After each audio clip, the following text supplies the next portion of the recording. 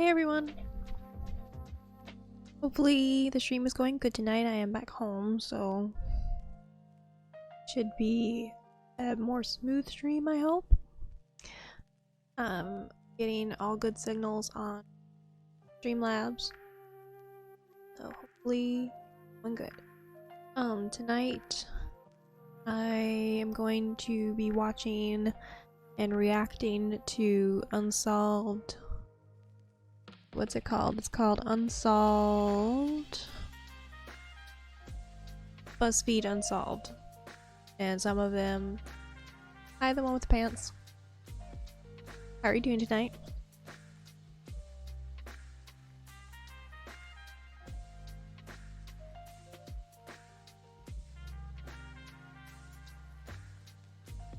So I'm gonna be watching the Lizzie Borden story, the Queen Mary, and one other one that I can't remember, but it's from the Unsolved Supernaturals portion. So let's get right. Are they good? I haven't watched them yet. I saw part of the Lizzie Borden. I've been doing good. Glad you're doing good. Did anybody watch Super Bowl? I didn't.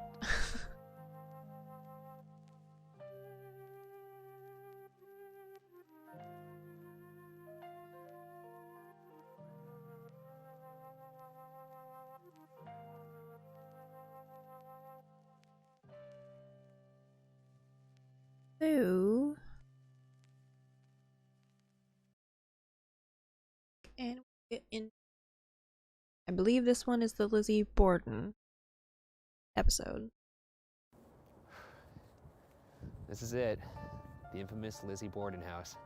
You have any idea what happened in there? No, I'm in the dark on this one. Well, let's just... Oh, is this... I can never get these to work. Hold on one second. Loading it again. Quick time.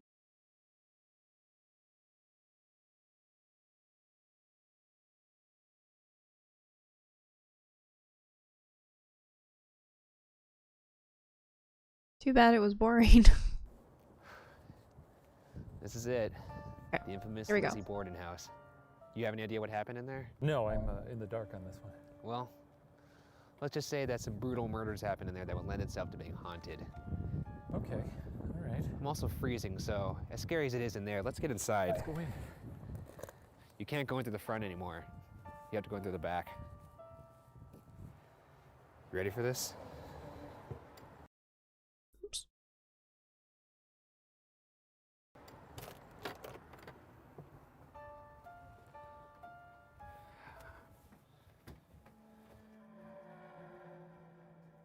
Shit.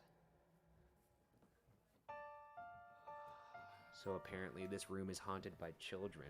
Go get a toy. How about like a baby? Yeah, baby's good.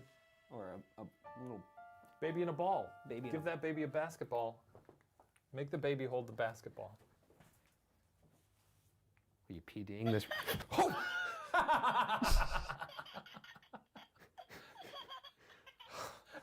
Holy shit. This week on BuzzFeed Unsolved, we investigate the Lizzie Borden house as part of our ongoing investigation into the question, are ghosts real? A house that had Do such you a believe in tragic murder ghosts? inside of it, or should I say murders, should be haunted. Yeah, but why is it only them? Why Curious. someone who choked on a peanut doesn't get a ghost? I don't know. That's not how things work. Let's yuck it up then. Okay, great. All right, let's get into it. On August 4th, 1892, in Fall River, Massachusetts, the bodies of Andrew and Abby Borden were found hacked to death in their home. Both of the Bordens were believed to be killed with a hatchet or an axe. Abby Borden had been axed 18 times, and Andrew Borden had been axed 11 times. Their Wow. bodies were found in different spots in the house. As far as evidence, only one thing concrete was found: a handleless hatchet in the basement that was clean of blood. Let's establish who lived in the house at the time. There was 32-year-old Lizzie Borden, her 41-year-old sister Emma Borden, her father Andrew Borden, her stepmother Abby Borden, her uncle John Morse, who was visiting from out of town, and the family maid Bridget Sullivan, who the family called Maggie. It's worth mentioning that Emma Borden was out of town at the time of the murders. So the woman who was murdered, she was the stepmother to the two daughters that lived with him. You know, people don't like their stepmothers. They don't. I guess that's not fair to a large amount of stepmothers. I mean, that's I'm sure like there's a lot of widely ones. perpetuated by the media, or like any movie you see the evil stepmother. There's never like, oh, my stepmother, she's a real doll. So you think like 90% of people who have stepmothers are like, oh, my stepmother, I'd love to bury an axe in her face. Now let's examine the timeline of the day of the murder, according to eyewitness testimony. At around 10:40 a.m., Andrew Borden takes a nap on the living room couch. At this time, Mrs. Borden was believed to be at the doctor's office. At about 10:50 to 10:55 a.m., Lizzie claims she is in the backyard barn. Maggie, the family maid, claimed to be taking a nap in her room upstairs. At around 11:15 a.m., Lizzie in the backyard reportedly heard a, quote, heavy fall and a subdued groaning, end quote. According to Lizzie, on her approach to the house, she noticed the screen door was now open and goes inside. Maggie, the maid, had not yet fallen asleep when she heard Lizzie Borden crying out, quote, come down quick, father's dead, somebody's come in and killed him, end quote. Maggie ran down the stairs to see the brutal murder scene of Andrew Borden laying across the couch. Maggie also noted that the distraught Lizzie Borden was wearing a blue, unstained dress. There was no sign of a struggle, as Mr. Borden was believed to be asleep when he was murdered. This is where it happened. So you walk down, I don't know if it was this staircase or the other staircase, but this is where she found Mr. Borden laying down. Was it on this exact couch? I don't know if it was this exact couch, but it sure as hell looks like the exact couch. I mean, look at the pictures over here. Is that his head? That was his head. Good Lord. Right after Shane speaks, Wow, our can you audio imagine recorder keeping catches a female Couch voice that someone has possibly been saying, beheaded "Help on? me." Or Good was he beheaded? Lord. It was actually. Is this the voice of Mrs. Borden? Andrew, this look familiar? Oh my God. Yeah, is this... Ah! That's so fucked up. Jeez, get away from me. What's wrong with you? Can you imagine though, that's the last thing you see? No, I can't imagine that. I would never want to imagine that. Are you imagining that? Yes, I am. Well, there's something wrong with you. Mr. Borden, if you're here right now, show me a sign. Should we turn the light off? Yeah, we can turn the light off. Okay. All right, we're gonna turn the light off. 3, 2, 1.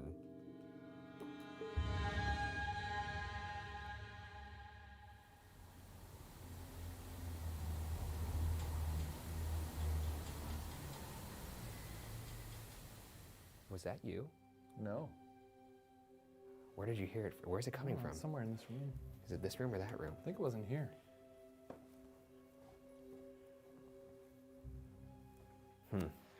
Interesting.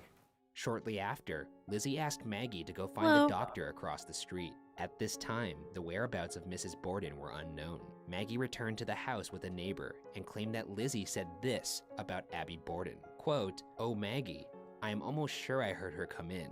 Go upstairs and see if she is there." End quote. Maggie and the neighbor walked upstairs to discover to their horror the body of Abby Borden laying face down on the floor of the guest bedroom.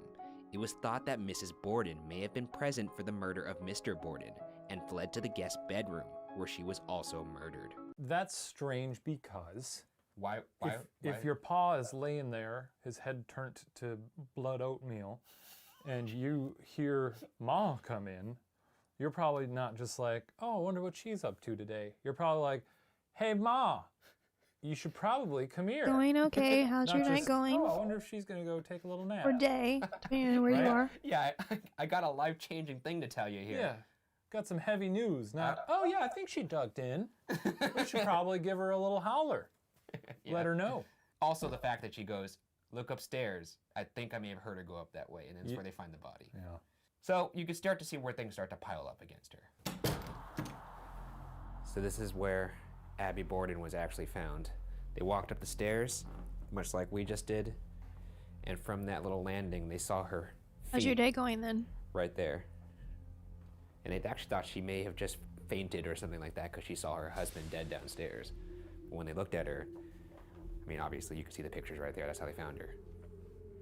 Oh my goodness. And look at her head. Jesus Christ. They, That is fucking awful. Abby, if you're here right now, If you're here right now, or if anybody's here right now, make a noise. What the fuck was that?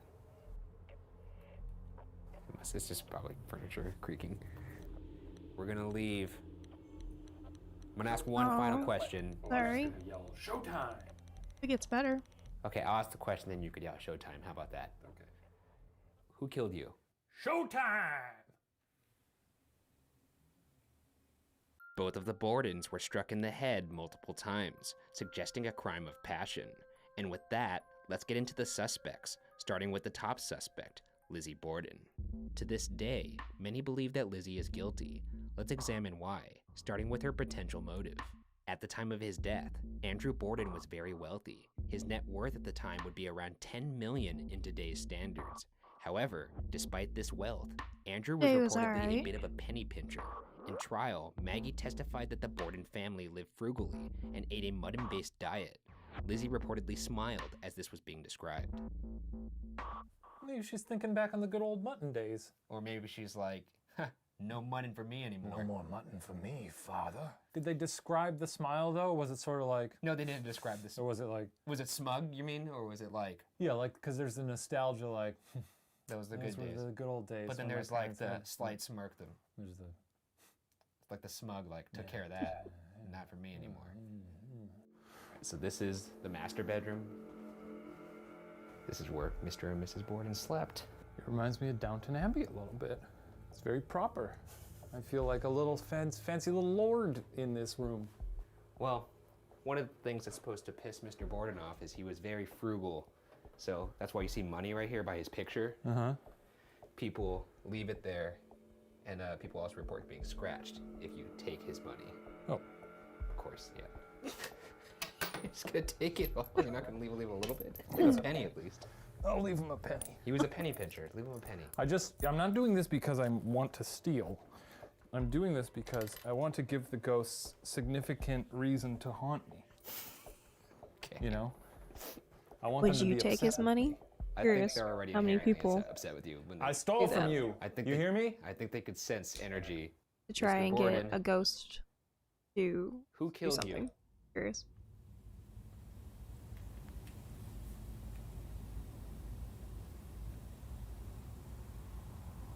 Was it you? 5 years before the murders, Lizzie had a falling out with her stepmother Abby that resulted in Lizzie going from calling Abby mother to Mrs. Borden. The dispute was over Mr. Borden buying a house for Abby's half-sister, rather than Lizzie and her sister Emma. And sure enough, after Mr. and Mrs. Borden's murders, 32-year-old Lizzie and her 41-year-old sister Emma inherited the estate and later bought a house on a hill in a wealthy neighborhood in Fall River. Cool. So That's pretty cool. they didn't waste time going to work with that money. Well, would you? I think I'd give it a little bit of a grace period. If people were already like, we think you murdered them, I'd be like, So you're fine, telling me I right guess now, I'll spend their money. if your parents got killed. Yeah, I hope not, because Mark and Sherry Madej are saints. Okay, great. But you're saying your first move is let's head on over to Chase Bank and make a deposit or make a withdrawal. I mean, if they're not going to spend it. Holy shit. When asked if her father had previously mentioned a Wait. will to her, Lizzie said, quote, he did not, end quote. Moving on from motive, during her inquest testimony, Lizzie's answers were sometimes wildly inconsistent. Lizzie also reportedly burned a dress of hers after the murders, claiming there was paint on it. However, this was not the dress she was seen wearing the day of the murders. That dress was actually handed over to the police. The day of the murders, the housemaid Maggie saw Lizzie wearing an unstained blue dress. Lizzie could perhaps have committed the murder and then changed while Maggie was reportedly sleeping, but the time frame for that would have been extremely slim, and dresses in that time period were a bit of a process to take on and off, so this seems unlikely. She could have gotten a dress on. That's not that hard. Apparently it was pretty hard. I'd like to see you put on a dress from that time period. That came out weird. I could have worded that better. I would not like to see you in a dress. I would like you to try. You know what? You get what I'm saying. Move along, move along. Okay. Another damning detail came from a pharmacist who testified at Lizzie's trial that she had tried to buy a poison called prussic acid the day before her father and stepmother were killed. However, this testimony was dismissed. Other than a possible motive and circumstantial pieces of evidence, there was no physical evidence that implicated Lizzie in the murders. The hatchet that was found in the basement was clean.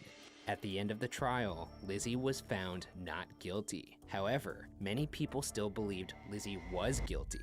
In fact, there was even a creepy schoolyard rhyme that goes, quote, Lizzie Borden took an axe and gave her mother 40 whacks, and when she saw what she had done, she gave her father 41, end quote. All right, so we're about to go into Lizzie's room. Big bad Lizzie Borden.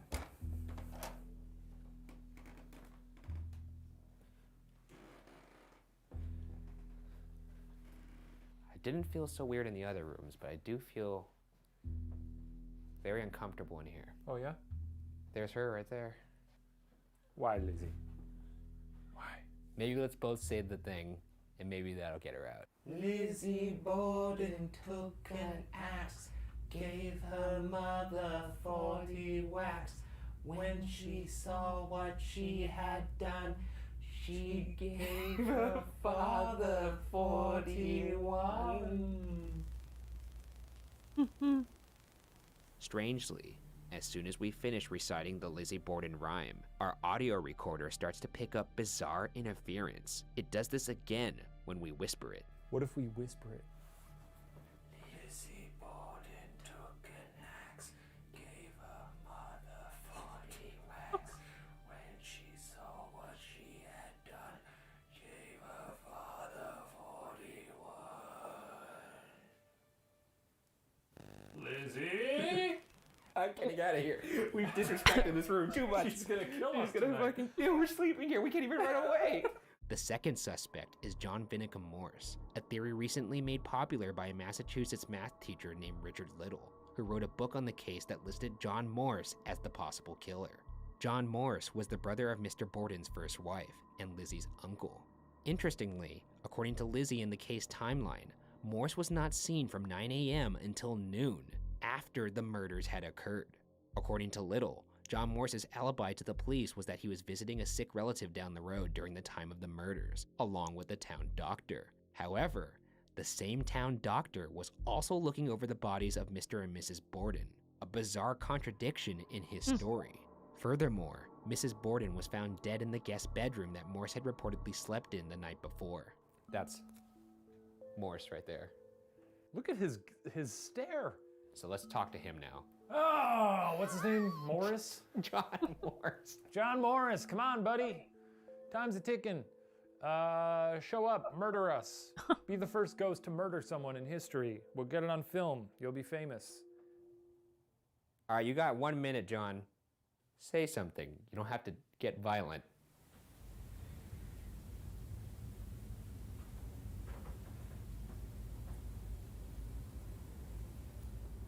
Ten, 9, 8. I'm counting in my head. Oh, okay. I was giving him the chance to talk. Now I gotta start it over.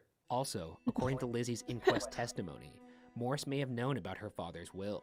Here's a transcript of that interaction. Question, did you know of your father making a will?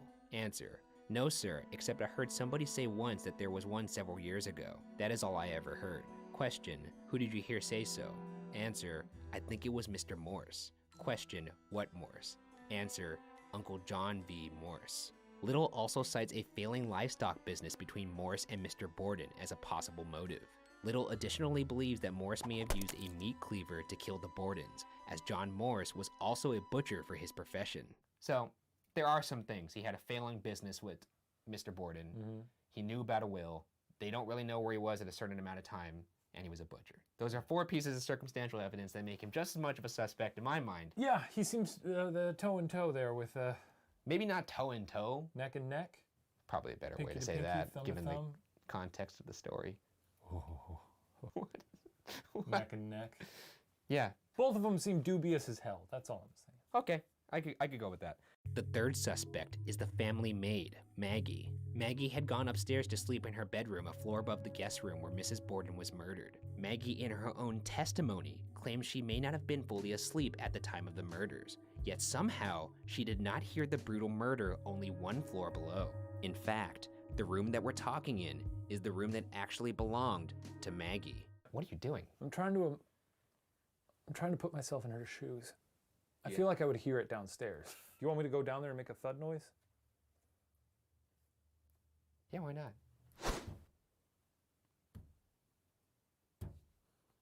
It's pretty light, but I could hear it. And if I'm trying to fall asleep, I feel like I hear everything. Piggybacking on the previous theory, some feel that it is too coincidental that a person could sneak into the house in broad daylight, with 2 people inside or around the house at the time.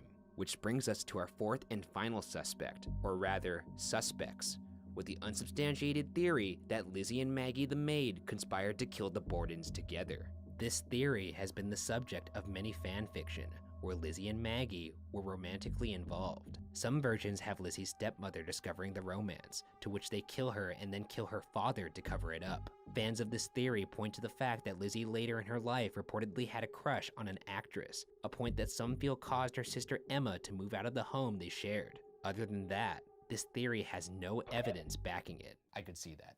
It would answer a lot of questions too. About the dress, trying to get that dress on? Oh Wow. yeah, because really her only way out of that is saying, I saw her with the dress, it was clean. Yeah. And then Lizzie saying nothing about her. So like they're both helping each other with their alibis. Yeah. It makes sense to me. Yeah. But you know me, I'm a fan of conspiracy theories. But this one this doesn't. doesn't. I was gonna say this doesn't seem that crazy to me. No, right? Okay, good. I felt like I'm on edge here. Because there are certain elements of each of their stories that don't seem to add up, but then when you put them together, Wait, are we maybe they agreeing right sing. Am I on base here? Yeah, you're on base. So I win. I mean, I'm not saying ghosts are real. I'm saying No, you just said that. no, I did not say that. Now that we've gone over the history and explored the house, let's move on to the final phase of the investigation, sleeping in the house. Can you imagine if you got sleep paralysis in this room? Oh my god, why would you fucking say that right before we're about to sleep in And like here? you lifted your head up and you saw a face in the window. Dude, why would you say that? You and know then one of my great fears is a face. just shows up in the mirror. That sounds like literally a nightmare, and you know one of my big fears is a face staring at me through a window. Yeah.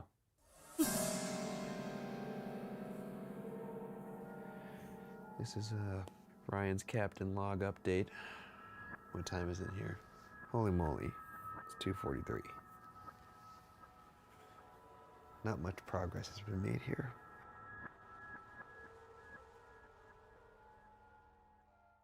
Well, as you can see, now morning. We made it. I don't think this place is haunted. More than a century later, we are still trying to crack the Borden cold case. Last look at the Borden house. Perhaps one day we will know who committed the murders, but many believe that this case will forever be a victim to time, and will always remain unsolved.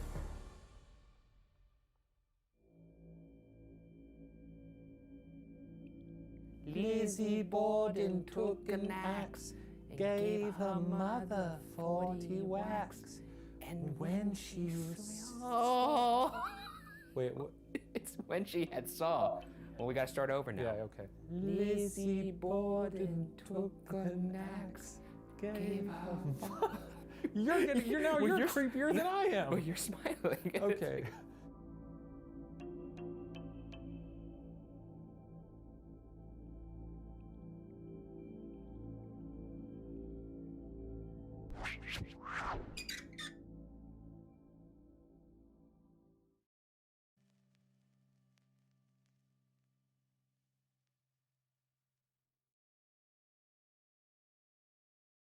So, who do you think did it?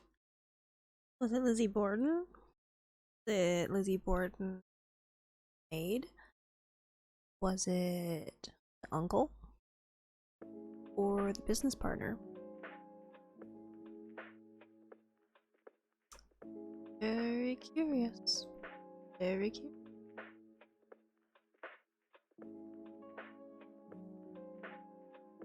Curiouser and curiouser.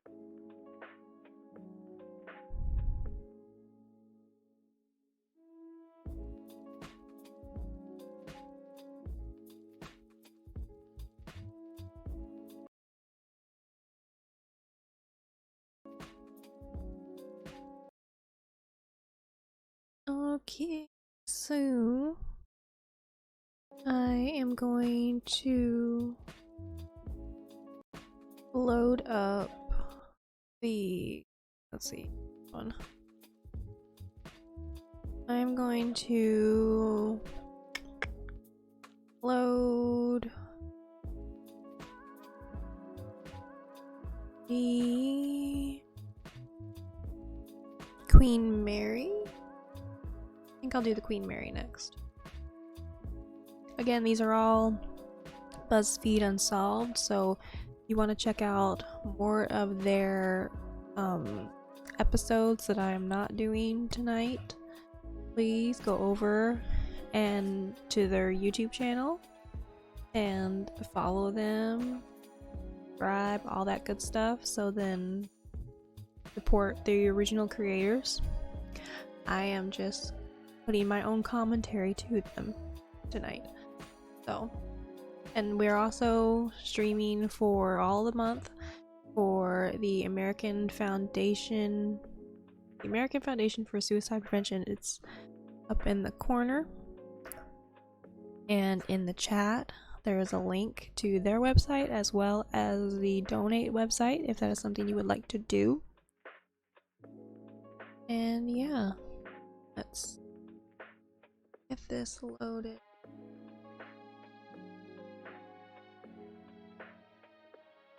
Yeah, I'm curious, does anybody in chat believe in ghosts or anything like that?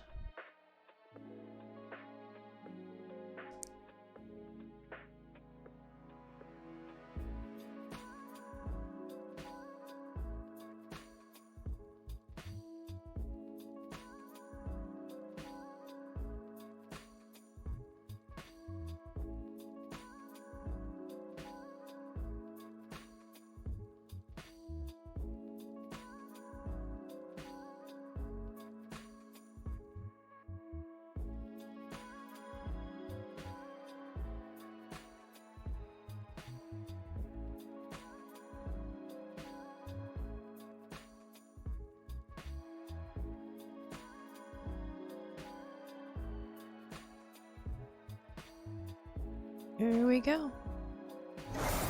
This is a nightmare room. This is where we're sleeping tonight.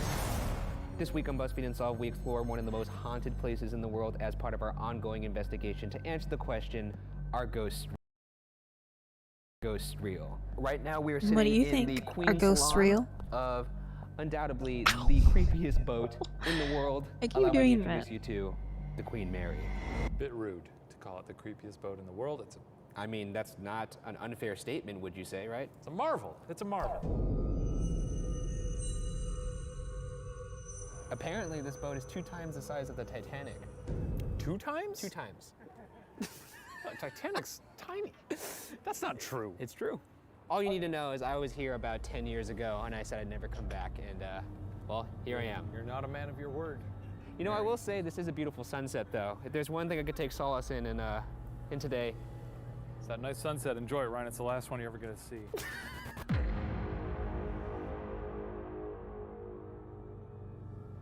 well, I'm back. that is that. Do you feel like it remembers you? I certainly hope not after what I did last time I was here. What did you do? You'll find out. What did he do? You mean that you think there's something about Mary? That Indeed, yeah, that's exactly. she might be a little bit enchanted. Yeah, I think so. You know, when things are so pristine and beautiful like this, but vacant, there is something very unsettling to it. I don't know what it is. What do you find unsettling about this? Lots of things. That being said, let's get into the history of this boat. Named after Britain's actual Queen Mary, the Queen Mary was completed in the 1930s and embarked on its inaugural voyage on May 27, 1936 from Southampton, England. The boat served as the new benchmark for luxury, containing 2 cocktail bars, 2 swimming pools, 5 dining areas and lounges, a grand ballroom, and much more. However, all that luxury would soon go to waste during World War II, when the ship was repurposed as a transportation vessel for troops and prisoners of war, and was appropriately painted gray. In fact, the ship was so much faster than enemy U-boats that it earned the nickname the Gray Ghost. Did they paint it gray specifically for the war? You don't think the Gray Ghost is a pretty cool nickname? It is a pretty badass name. Captain the Gray Ghost. Tell that story in a bar. Oh, my ship? Well, she's called the Grey Ghost.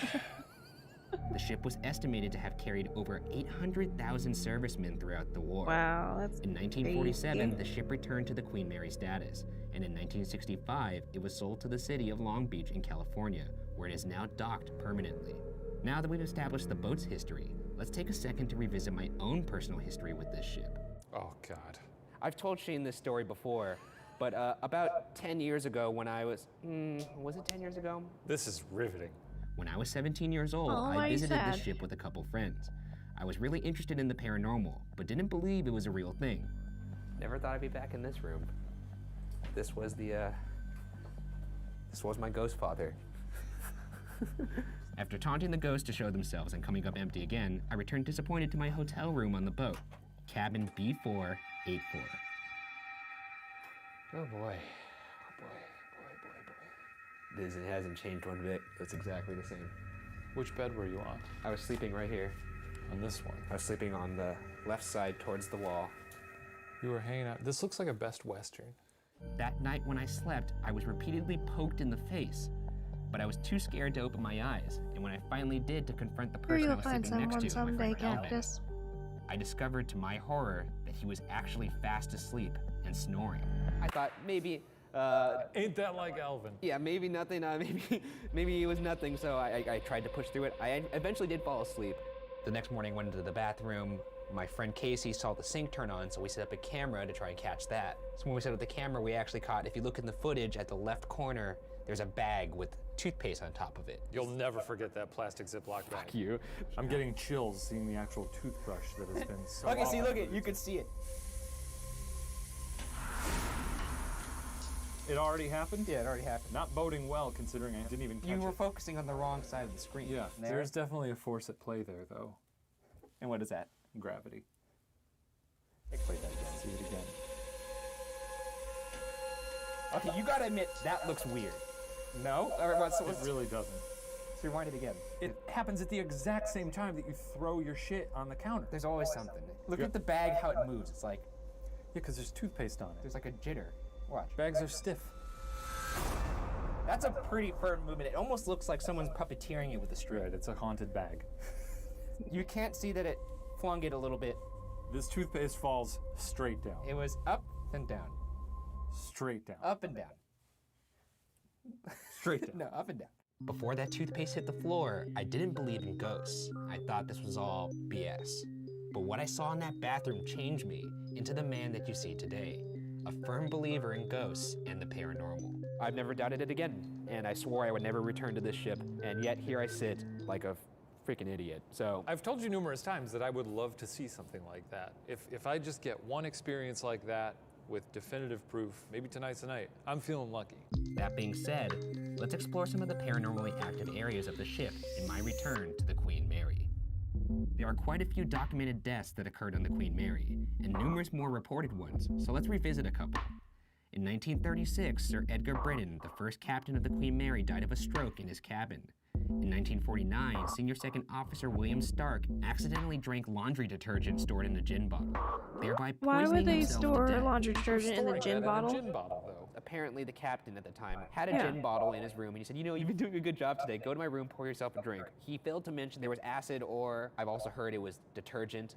This doesn't taste like, this is burning my tongue. I better swallow it. You imagine him just a minute after the guy left the room being like, Oh shit! I hope he didn't drink the other bottle with the X's on it. Oh darn it! By the way, Shane, I have a bottle of whiskey in the room for you if you want to go take a I'll sip go- of it. let me go get that. go. Yeah.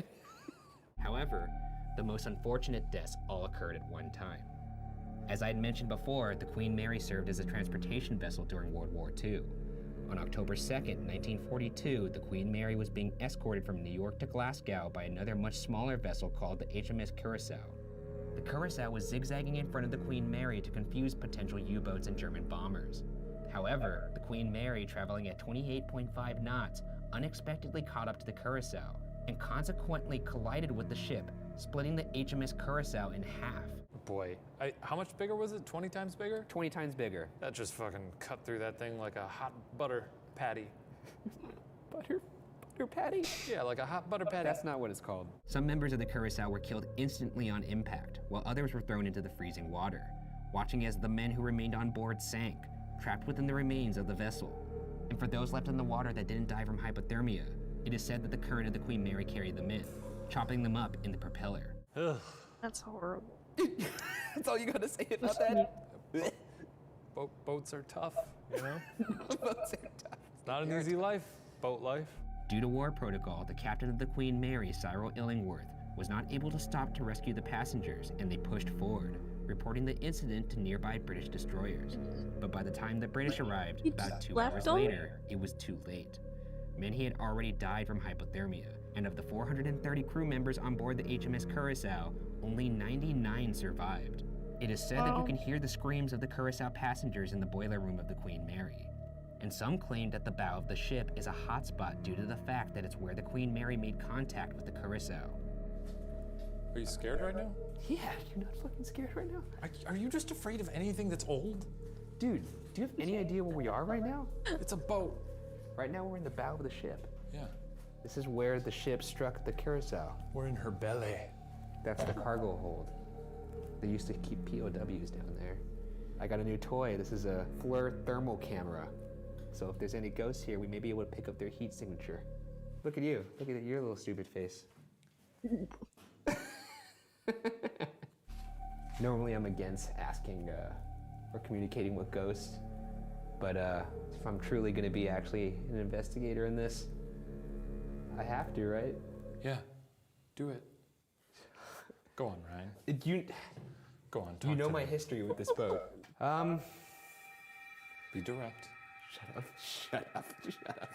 First off, sorry for what I said last time. What did you call it? I called it a motherfucker, I called it a coward, Ryan. and I said, this whole ship is bullshit. Oh. We're not here to hurt you. Oh God. I think you're not here to hurt me. Though Ryan is very angry about that toothpaste incident. Shut up, Shane. He told me before we got here. Shut your stupid mouth. Spirits? Spirit, show yourself. No, don't. What are you doing? You said to be direct. Yeah, but don't be Bruce Willis from Die Hard. Spirit. We had a scavenger hunt one day for some youngsters. Well, no one ever found their way down there that day, so I was there by myself. And I'm sitting there tapping on the woodwork next to the porthole, and I thought, well, wouldn't it be weird if somebody responded? And lo and behold, just on the other side of the wall, I heard somebody go tap, tap. I mean, could it have been my imagination? Of course. Could it have been a spirit? Well, maybe. No, that's not. Bum, bum, ba, bum, bum. No. I mean, you could try that. Oh man, this.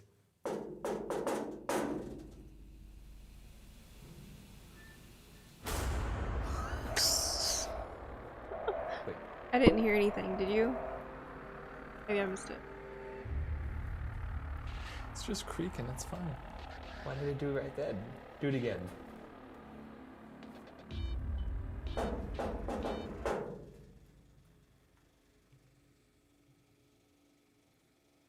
Okay, we're good. Nothing happened. No, we're good. We're good again. Yeah, we're good. It's all good. It's all good. It's all good. It's all good. Other alleged deaths include 2 women who drowned in the first-class swimming pool.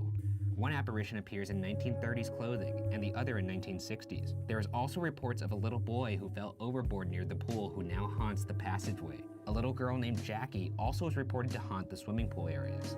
I just think it's embarrassing for them to drown in a pool on a boat. That's true. Also, was there no lifeguard on duty? You're on Yeah, a thing guys. that has conquered buoyancy. They drowned on top of the ocean. Yeah. In the ocean. Yeah. According to the ship's current captain, during World War II, a cook died in horrific fashion. Apparently, he was shoved into an oven by Australian soldiers and consequently burned to What? death. Wait, what happened? Australian soldiers they had picked up who did not like the food took this chef They and Hansel and instead Gretel of him? giving him 1 star on Yelp, shoved him into an oven. Maybe Cooks that's why they actually- created Yelp. Yeah, cooks Maybe- were tired of being murdered. Many say his screams can still be heard. Yeah, we heard a glass break a couple seconds ago too. Yeah, did you hear that? Yeah, we are right next to, I mean, down the hall is the galley where the kitchen was. I'm a little unnerved that the clanking did come from the kitchen. That doesn't sit super well. Oh, wow, you're actually admitting to something for once. In 1966, an 18-year-old crewman was crushed by door number 13, an automatically closing door during a watertight drill. His ghost is sometimes seen wearing white coveralls. Looks very confusing. It looks like it'd be pretty easy to get crushed to death here. I mean, this is just in itself, even if this is not spiritually active. I mean, look at this place. It's a marvel. It's just massive. There's just numbers. How could anyone possibly know what the hell's going on down Is here? number 13, is this where it happened? No, this is not. Oh, this this is is where different. lubrication happened. Huh? Lubrication oil pump controllers, to be exact. A little semen lubrication. Jesus Christ. Huh? No. That's funny. And I think this is it right here. This is door number 13. Do I feel strange right here? Yep, I don't like it. I'm gonna get out of that. It is crazy that of all the numbers, he could have gotten stuck in 13. Oh, man. Okay, now I'm starting to get scared again. Hello there, if there's anybody here, please show us a sign, make a bang. Be nice. No. No fucking way, no. It's clearly just some machine turning on. If that was, no, that's gotta be, that's an engine, right? Yeah, probably. Or a ghost. Right now I'm talking to the gentleman who got crushed in this door. If you're here still, please show yourself. I'm not seeing it, just light bulbs and shit. Not seeing anything, not seeing anything. Scanning, scanning. What? You see something? Look at this, it's just a light, but it looks like someone looking out. Does that not? Yeah, it does. Holy Look shit, dude, that's like scary. a human being Scared staring at the holy shit out of God. me. Other hotspots on the ship include the engine room, the safe room, Really weird. the R-deck forward bow storage, the wheelhouse, the propeller box, and finally, the isolation ward, where the sick and those diagnosed with a contagious disease were kept away from the other passengers. And in some cases, the isolation ward served as a makeshift prison. Let's do this.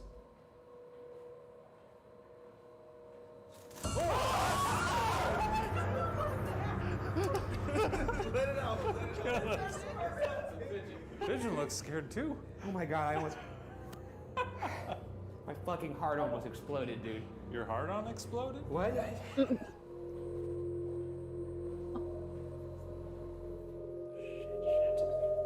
What the fuck, dude?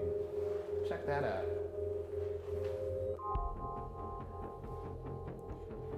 Let's move on to the final stage of the investigation, spending the night on the ship. We've been given access to the most haunted cabin on the Queen Mary, cabin B340. You're in for a real experience tonight in there. You're really gonna hate this. I imagine I'm gonna hate this. Okay, about to look at this for the first. You've got to be fucking shitting me, dude. Are you fucking kidding me? Oh no, no. You gotta sleep in here. No. This is where we're sleeping tonight. Yeah. You're gonna lose your mind. Yeah, I'm gonna lose my mind, of course. Workers that have worked on the ship for decades, in some cases, they never go in there by themselves. And when I told them that we're sleeping in there, they laughed and told me I was an idiot to my face. Well, So, that's fun. The cabin has reports of voices, beds shaking, water running, and lights being turned on by itself. In fact, cabin B340 has garnered so many reports and complaints of activity that it was actually shut down and ripped apart about 25 years ago. Since then, nobody's been allowed to sleep inside, until tonight, where we will attempt to sleep inside cabin B340 for the first time in nearly 25 years. I don't think we've ever attempted something more idiotic than this. Holy shit. Are you kidding me? This is a nightmare room. If there's anybody in here that wants to talk to us, say something. If there's, please God, no. If there, oops. Did you just fart? You piece of shit, Shane. Oh my god. my fart scare you? Are you fucking kidding me, It was dude? an accident. I didn't do that on purpose. I genuinely did It not. just slipped. It just slipped right out of your butt cheeks. If I see anything at all tonight that awakes something in me, then I'll join you in this weird little camp. And you'll be me. I'll be you. Man, bed shaking in here. That's gnarly. Joke's on them. No bed to shake. Uh-huh. Gotcha, ghost. It's an empty room. What is the ghost even gonna do in there? I don't know. Poke me in the face like it did when I was 17? Oh crap, I'm already doing it. I'm starting to psych myself out again. Just focus on how tired you are. Oh, what the fuck is that? Is cats fighting? Dude, what the fuck is going on? Is there animals fighting outside? No, that doesn't sound like animals. It sounds like static. No, those are outside. Oh, it was? Yeah. I mean, we tried to sleep at the Sally house, and every time I fell asleep, you woke me up. Yeah, well, I can't make any promises that you're gonna stay awake I tonight. am going to go to sleep. No, and you're not. If you try to wake me up, I'm just going to ignore you. I'm gonna pour water on your face. You do whatever the hell you want. I'm not going to acknowledge you. You know. What was that? Yeah, no, some bullshit. You didn't hear it? No. It sounded like a voice. A voice? Yeah. You've somehow tricked me into not being upset that you're still talking, but I'm gonna go to sleep. I'm gonna try again. I don't know what you did. I'm angry again. Hey. You just kicked me? Yeah, I did, sorry. Oh. What the fuck? It's morning. We're still here. Yeah. I wasn't stabbed to death with a butter knife. The room is clear. The room is clear. And now it's just an empty, bare room appropriate for a sitcom exit. Oh, we've had some fun times in here.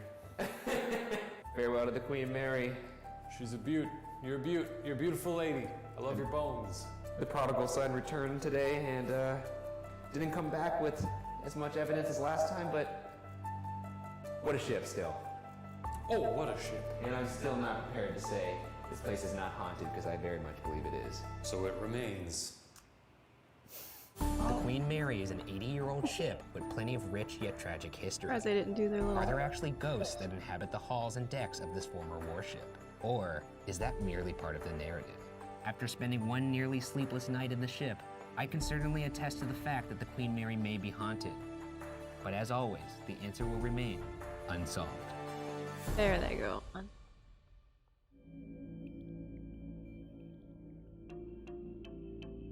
See you later, kitchen ghost. Okay. Follow us. There's gonna be a party in our room later if you want to. Nope, no, stop it. This is fucked up. He'd be the Wow, kind of she's friend over in there a taking a boat squat. or like one of those canoes where the person would not want them to do the rocking thing and he would do the rocking thing just because he knows his friend.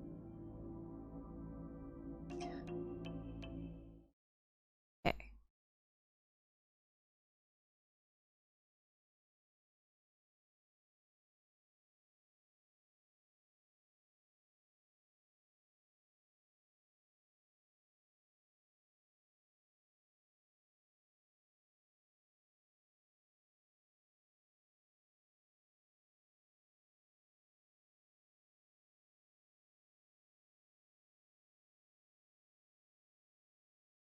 Okay, I do not know what this one is.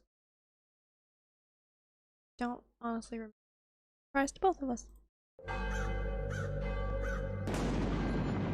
Unsolved This week on BuzzFeed Supernatural. Unsolved, we discussed Oh yeah, what the may be Roanoke. the oldest mystery in the United States, the lost colony of Roanoke. Do you know anything about this one? No. Colonial intrigue. It's pretty much an entire island of people vanishing Poof. without a trace. They poofed. Yeah, I guess you could say it that way. Yeah, we heard about this in grade school. You learned about this in grade I school? went to a very grim grade school. That explains a lot. Let's get into it. On May 8th, 1587, approximately 120 settlers left England and sailed to Roanoke Island, off the coast of what is now North Carolina, arriving sometime in July 1587. The governor of the new 1587 Roanoke settlement was John White, an explorer and artist. There were a few small attacks from local Native Americans within the first month, and the colonists reportedly desperately wanted John White to return to England and retrieve more supplies for them, such as food, tools, and more people. So on August 25th, 1587, just a month after arriving, White sailed back to England to gather supplies, leaving behind 115 colonists, 87 men, 17 women, and 11 children, including his own daughter, Eleanor White Dare, who had just given birth to a daughter, and White's granddaughter, Virginia Dare, the first baby born in North America to English parents. Whoa, that's cool.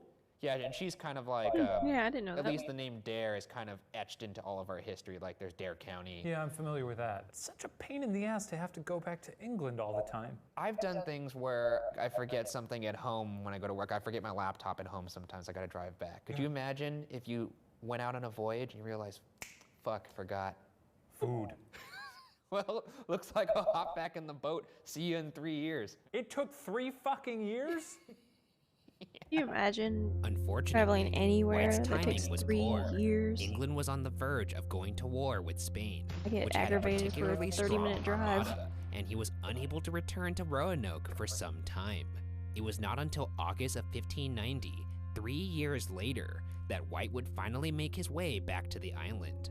To his bewilderment, when White arrived, he found that the entire colony had vanished without a trace. The only clue left behind was the word Croatoan carved into a fence post and crow carved into a tree. If they had the foresight to write that clue, why not leave more clues? They didn't have like a fridge that they could put a little magnet and a note on. Well, I Did they mean, have quills? They obviously had a tree and fence posts that they could carve into. Why not carve a little map? They could have just added like a see you there. Something like that. Help them out. FYI went to Croatoan. Be back never. TTYL. See you soon. Your fam. Or not, because we're dead. If he's sailing back to England to get supplies, and they get surrounded by natives who say, hey, you're coming with us, and they go, oh, you think so? Let me grab my knife. Oh, we don't have the knives yet.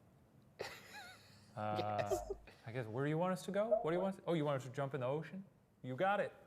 So I'm doing whatever they so tell you me. think they lined them up and walked themselves into the I think ocean? they said, get in a single file line, walk into the ocean. White then reportedly made 2 attempts to sail south about 50 miles to the nearby Croatoan island, now known as Hatteras Island, to search for the colonists. However, according to White, both trips were foiled by storms, and he was forced to turn back each time. Because the boat White was using was privately owned, he was unable to try looking for a third time.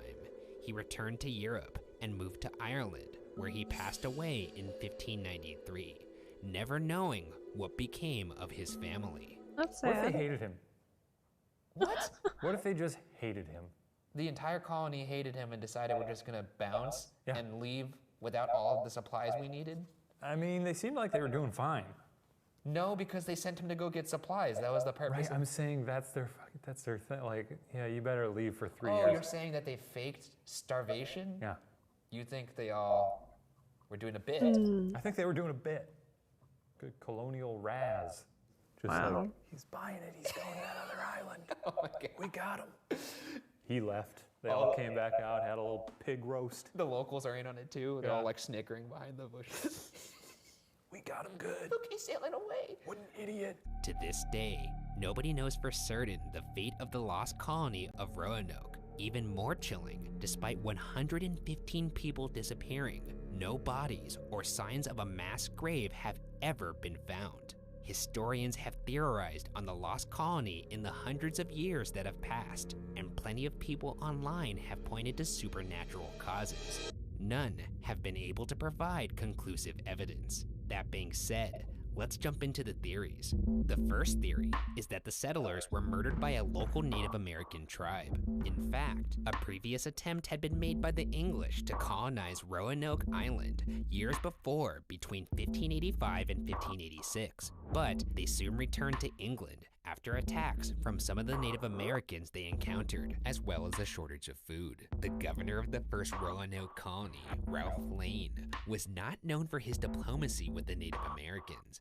Lane would actually go on to kill the king of the local tribe, Wengina, in an attempt to prevent the natives from rising up against the colonists. Not the best diplomat. No.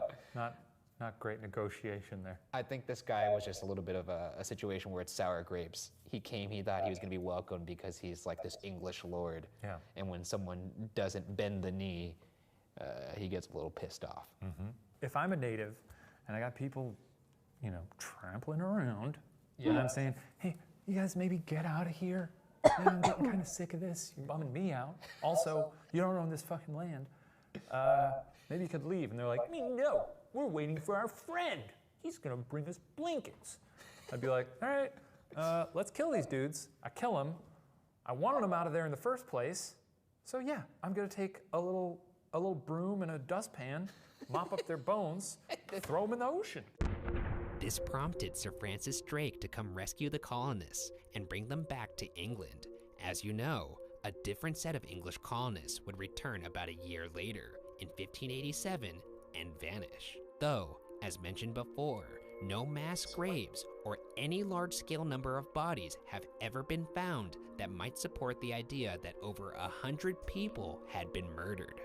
So there was an attack the month before he left. Yes. I mean, I think we're done here, right? Why do you think we're done here? There's no... There's a lot of animosity there. Yeah, but there's no evidence of that this ever went down.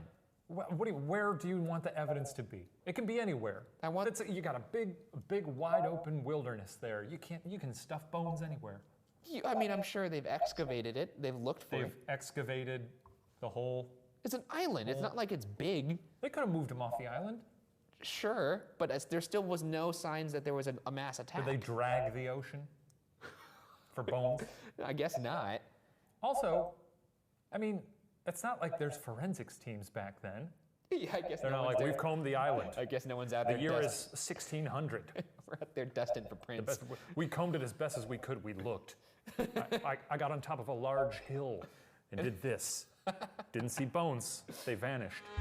The second theory is that the English settlers joined a nearby friendly Native American tribe and assimilated. One possible Native American ambassador was a man named Manteo, who traveled to England in 1584, but also made a second year-long trip after that between the two Roanoke expeditions. In fact, he sailed back to Roanoke with John White and the new colonists in 1587, spending months together on the journey across the Atlantic. Furthermore, after Manteo was baptized upon his return to Roanoke, John White declared Manteo to be the chief of the Roanoke and Croatoan tribes, whom the English called the Croatan. This guy on the way back to the island is just You will be chief. I say so. I'm a white man. Yeah, well, if John says so, then let's set it up. There's your crown, there's your chair. What a piece of shit. However, Manteo was only from the Croatan tribe, not the Roanoke tribe. He could not control them, and so he ended up going back to Croatoan Island with his people, possibly returning at some point to Roanoke to take the colonists with him to Croatoan Island. In 1888, 54 Croatan Native Americans petitioned Congress for aid, describing themselves as a remnant of White's lost colony. A few months later, the directors of the Ethnological Bureau responded writing, quote, "It was thought that traces of white blood could be discovered among the Indians, some among they having gray eyes. It is probable that the greater number of the colonists were killed, but it was quite in keeping with Indian usages that a greater or less number, especially women and children, should have been made captive and subsequently incorporated into the tribe," end quote. In 2015, archaeologists found a series of objects of European origin on Hatteras Island, where the Croatan tribe resided. This included broken bowls from England, the hilt of an iron rapier sword, and a writing tablet made of slate that may have still had the letter M printed on it, and aglets. The sword is of a type used in England in the 16th century, and the hilt of it would have belonged to an Englishman of high standing.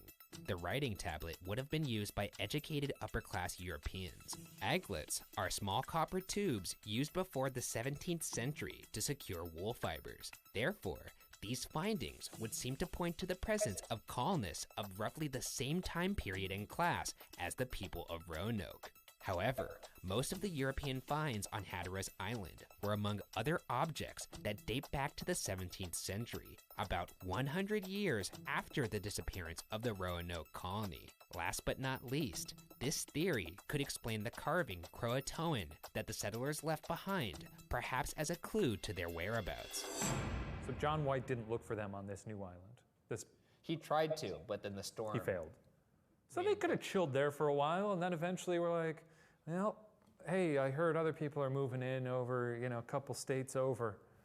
Near Philly. We're gonna go check that out. Get Possibly. some cheesesteaks. Which brings us to our third theory, that the lost colonists didn't move to Croatoan, but instead moved inland. If you'll recall, John White, the governor of Roanoke, was also an artist. He was also part of the original failed Roanoke expedition, and between 1585 and 1593, he created a detailed watercolor map titled, quote, La Virginie Parse, end quote, that shows the North Carolina coast and includes both Roanoke and Croatoan Island, which are colored red. The cartography of the map is thought to be extremely accurate, described by museum experts as, quote, the most careful, detailed piece of cartography for any part of North America to be made in the 16th century, end quote. And when compared to modern satellite imagery of the same area, the only differences in the map are the naturally changing shapes of the coastline. Yeah, this guy wasn't looking at Google Earth. He was like, I don't know how you even do that. I guess How do you do it? I don't know anything about cartography. I'm You not a don't. cartographer. You absolutely Neither do do not. you. Well, so, yeah. I think if you told me to make a map of Hollywood right now, I would have a hard time doing it. Sometimes, if I'm figuring out how I want to rearrange furniture, I'll make a little map of my room. And then you're like, well, I didn't even include the closet. I forgot there's a closet here. I can't even map my apartment.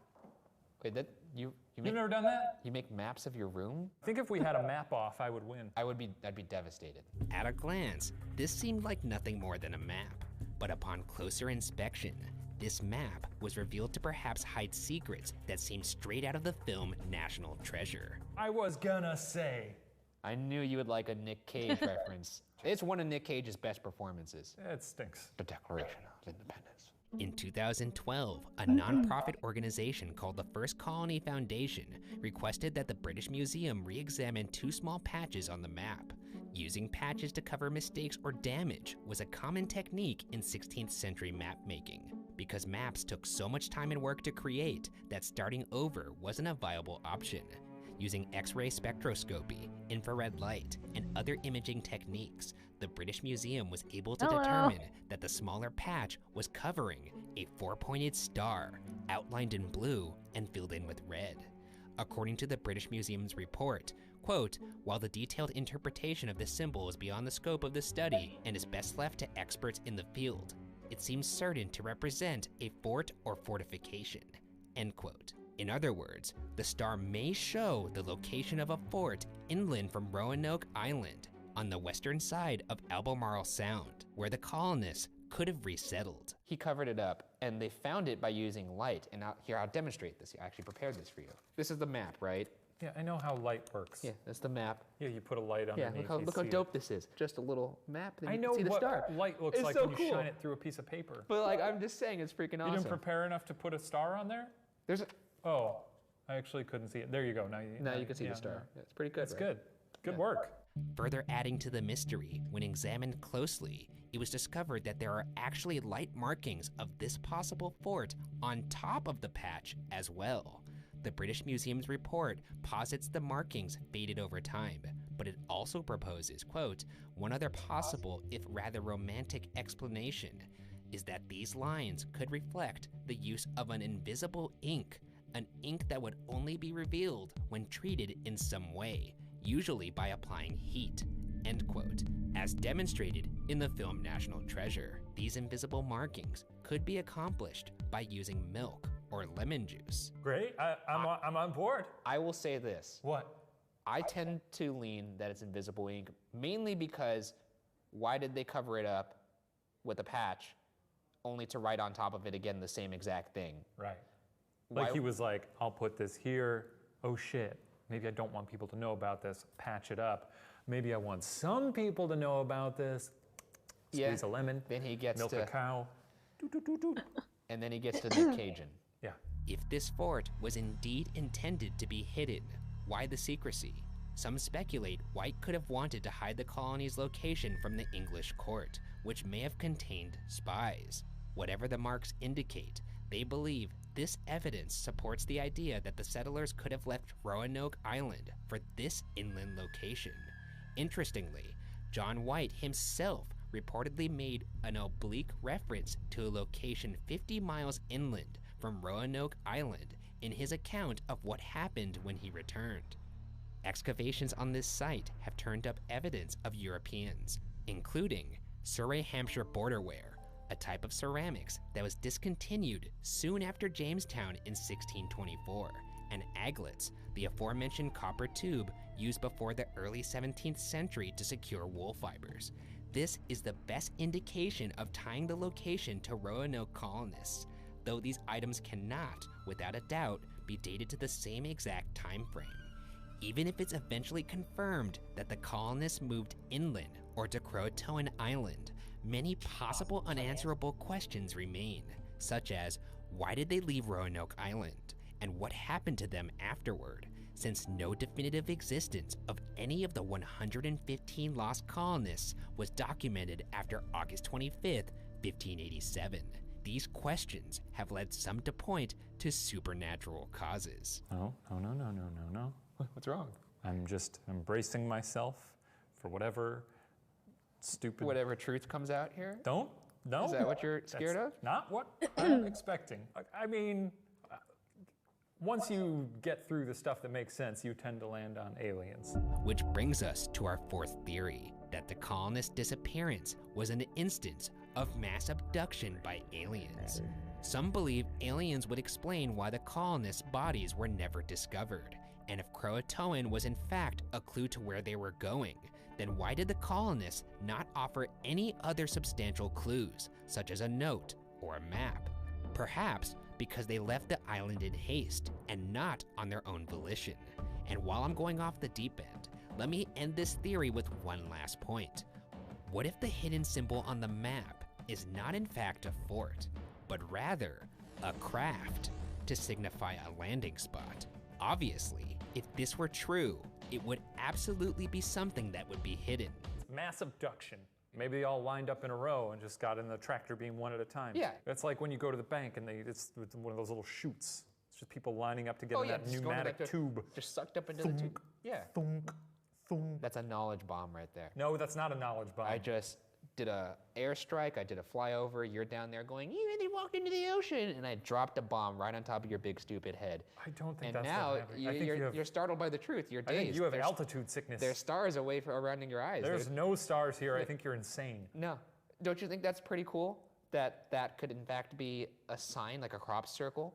Yeah, but again, if you're already stressed out that these people wrote on a tree something without any context, why is he not going to write on the map, hey, we saw something weird here, instead of just putting a strange little symbol? Because maybe they assimilated with the alien culture and it's much better there. Nope. They're on the prairies and fields of alien landscape, eating little alien berries, eating alien popcorn with half alien kids and half human. You're hearing yourself saying these things right now. You're committing to this. This is what you want to be known as. Shockingly, aliens is not the most outlandish theory. Wait, hang on. It didn't even occur. I didn't even hear the words that you were saying when you said brings us to our next theory, because I thought that was as dumb as it was going to get. I told you, you have no idea where this is going. And with that, we have our fifth theory, that the lost colony of Roanoke disappeared due to a zombie plague. Come on, really? What do you Let me hear me out. I got some stuff here. read it? A researcher named Andre Freeman from the Zombie Research Society believes zombies would explain the swift disappearance. Quote, a sudden undead plague sweeping through the unprepared colony would quickly become a horrific, violent feast, leaving not a single man, woman, or child alive. End quote. Roanoke was, after all, an island, so it would conceivably contain the infection to the confines of the shoreline. Before you tune out, Harvard archaeologist Lawrence Steger claims he actually discovered evidence that would suggest mass cannibalism on Roanoke. Granted, Roanoke was experiencing the most extreme drought in the area in 800 years. So some would say this evidence points to the fact that colonists turned to plain old cannibalism rather than The Walking Dead. You think that's maybe more likely? Maybe. What if this is the only case of zombies ever, and because it was on an island, it was contained, so therefore it would never happen again? What if it's not? There's nothing. There was that bath salts thing where someone thought that guy was a zombie. He was alive. Yeah, he had a beating heart. Yeah, they were popping him with bullets, and he was just like taking them. Yeah, because he was on drugs, He Ryan. was getting peppered. He was like, feed me more bullets. Yes. Yeah. In the end, the mystery of Roanoke continues to baffle. Did they simply relocate, perhaps joining a neighboring tribe? Were they killed due to tensions with the locals? Or does the answer lie beyond our comprehension? The true fate of the legendary lost colony of Roanoke remains unsolved.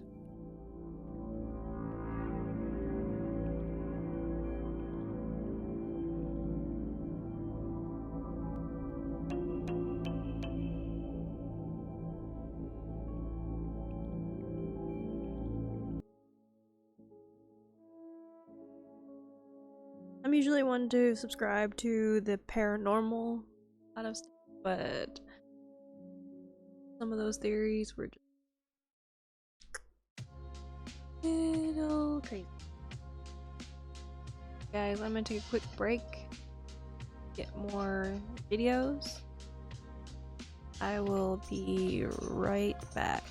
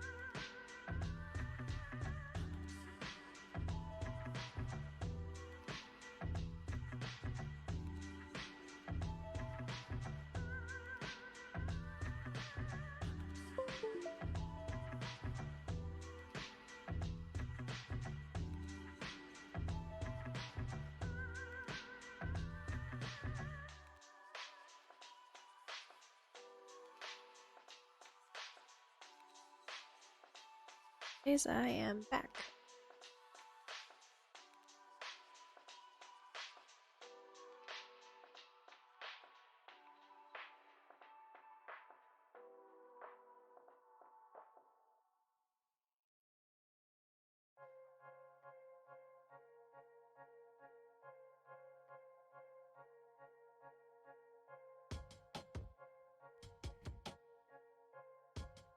Okay, we're gonna watch The Daring Heists of the Elusive Pink Panther.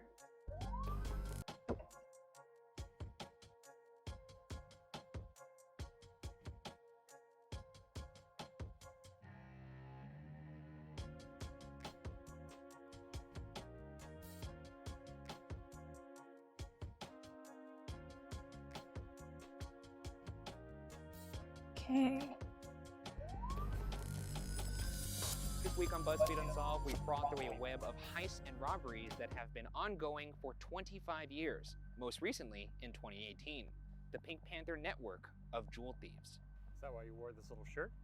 I respect it. It's pretty good, right? That's some fun Yeah. flair. You're still having fun, even in 2020. Let's hear about a little crime, huh? Well, not a little crime. There's a whole lot of crime. Oh, Actually, it's a fun thing that you brought that up because we are going to be doing things a little bit differently for this case. It's a little bit of an unusual case for us in that we're not covering just a single case, but a whole bunch of robberies. So this is like a Russian doll of crime Yeah. cases, sort of like, Yeah. You keep opening it, and you're going to get more and more surprises as you open it. Yeah. I love it. That being said, let's dive in, starting with the first case, which, in a twist for us, is solved. In May of 2003, the flagship store of luxury jewelry retailer Graf in London was serving an eccentrically dressed customer named Neboisha Denik. Though his suit and umbrella may not have appeared unusual, his awkward pompadour wig stood out as he examined a 12-carat ring valued at $450,000. The ring was apparently not quite what Denik was looking for, remarking that it was too glamorous, then asking, quote, "Do you have a smaller one?" That's not what I'd be asking. I'd be saying, bigger, baby. Is this all you guys got in this little rinky-dink shop of yours, Yeah. $450K? Too glamorous. Yeah. For a man with a pompadour? It's a pompadour wig, too. Kind of defeats the purpose of a wig if everyone's like, hey, that's a weird wig. I thought the whole point of a wig was that it was supposed to... Some people don't supposed to mind blend. showing off a wig. They acknowledge that it's an accessory to be used. Lady Gaga wears wigs. People like her. Yeah, but Gotcha! she's not pulling off a heist. She could if she wanted to. I just feel like if you're going to commit a robbery, don't wear something that's very obvious. Like, yeah, she had a weird wig on. Yeah, but while you're looking at the pompadour, while you're going, wow, what a crazy pompadour, I got my gun out. What are you talking? I'm throwing curveballs at you. Yeah, but they're still going to be able to Glitter identify. over here. I got those little poppets that you get on 4th of July. I'm throwing those at the ground over here. I got a crazy pompadour wig. Meanwhile, I'm just taking money out the cash register, and you're going, what a crazy looking guy. Before a more subtle piece could be offered, Denik whipped out a chrome-plated .357 Magnum and told everyone to get on the floor. At the same time, a Montenegrin man in his late 20s named Predrag Vujosevic entered the store and used a hammer to smash open display cases and remove 47 pieces of diamond jewelry. That's it. Distraction, gun. What if just... Gun! I don't get... Gun! You see? That's the thing. That's how it works. What if you just didn't do a distraction, you just walked in and just started the heist? Where's the flair for the dramatic? You walk in and go, hi, buddy, I got a gun. I'm here to rob you. How about I go in with the razzle-dazzle, and then you can hop in as Mr. Hammer. What kind of hammer are you picturing here? I was picturing like Mjolnir, like Thor's hammer for some reason. I wasn't picturing like a Home Depot hammer. A little don't break the ice hammer. Well, you were all about the razzle-dazzle. What happened? You're not, though, apparently. Apparently I'm Mr. Razzle-Dazzle. I mean, look how you're dressed, man. That's true. Look at that long, flowy hair. Why don't you give us a little... Yeah, there we go. I'm here to rob you. Now with 23 million pounds of jewelry, the two men fled the scene. Simon Stearman, a security guard, gave chase and managed to subdue Denik by sitting on him. Stearman reportedly removed Denik's wig and began berating him for it, telling the thief how dumb he looked. Rude. Hey man, that's a security guard who's going above and beyond the call of duty there. Sitting on someone is not cool. It's actually very funny. Just imagining the person underneath being like, no, no, no, no, no. He's You a know? thief, Shane. I'm just trying to figure out why you're not thrilled by a security guard who usually will see something happen and Because go, I'm rooting for the thieves. Are you not? I just think it's funny to sit on somebody. It's a funny way to subdue someone. Not doing any kind of like MMA moves, just the old, you ain't going nowhere. Within days, Scotland Yard identified another accomplice in charge of the burglars' travel arrangements, one Milan Jovetic.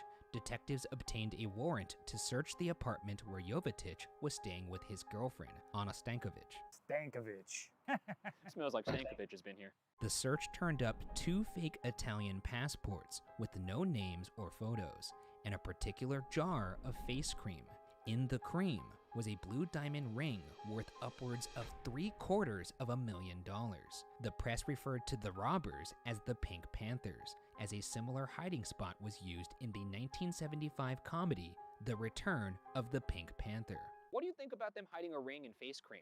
Seems kind of risky, no? Yeah, a little risky. I don't like dipping my hands into cream, so I don't think I would do that. Well, there's no need to lie here. We all know that you're obsessed with having lubricated hands. Your hands need to be soft and moist. My hands are naturally soft. You would think they were constantly lubricated, but yes, they're like a baby. Are you turning yourself on? And I've done a lot of hard work in my life, but you wouldn't know it. It's like silk, like wet silk. While the blue ring had been found, more than 22 million pounds of jewelry was still missing, along with Vujocevic. Scotland Yard detective Steve Alexander tracked phone records to an apartment in Paris thought to be Vujocevic's home, but Vujocevic was gone. While in Paris, Alexander met up with a special police unit called the Brigade for the Repression of Banditry to compare notes. Banditry is a fun word to say. It's a cool name, front to back. What if you named your band Elbows to asshole. It's Banditry, like a music band? banditry. And you named yourself Banditry, and you went on stage with like bandanas over your face, or like the job. Bandits. Well, I feel like you would just call yourselves the Bandits. Yeah, so but that's got to that's be a like- band out there. That exists. For But that's sure. that's mainstream bullshit. Banditry. So you want to show up like the Hamburglar? Out there with a little guitar? We're the Bandits! It turned out the Graf robbery in London wasn't the first time Vujocevic was suspected of robbing a jewelry store. In fact, it wasn't even the first Graf store he'd targeted. Vujocevic was wanted for robbing a Graf store in Amsterdam, a Castiglione in Paris, as well as jewelers in Frankfurt, Geneva, and Barcelona. This guy's doing a bit of a Euro trip here. He's bouncing all about. What is he on a gap year? In 2005, Vujocevic was caught trying to cross into France from Italy via car. When Alexander traveled to Paris to question Vujocevic, however, he refused to talk about the London robbery. According to his mother, Vujocevic was sentenced to 9 years in prison, but the missing diamonds were nowhere to be found. I say if you can't find the rocks, ain't nobody doing time. So if you can't find the body, the I'd be murder's like, not... Where are the rocks, bro? That's right. I'm free. Yeah, I murdered her, but you can't find her body.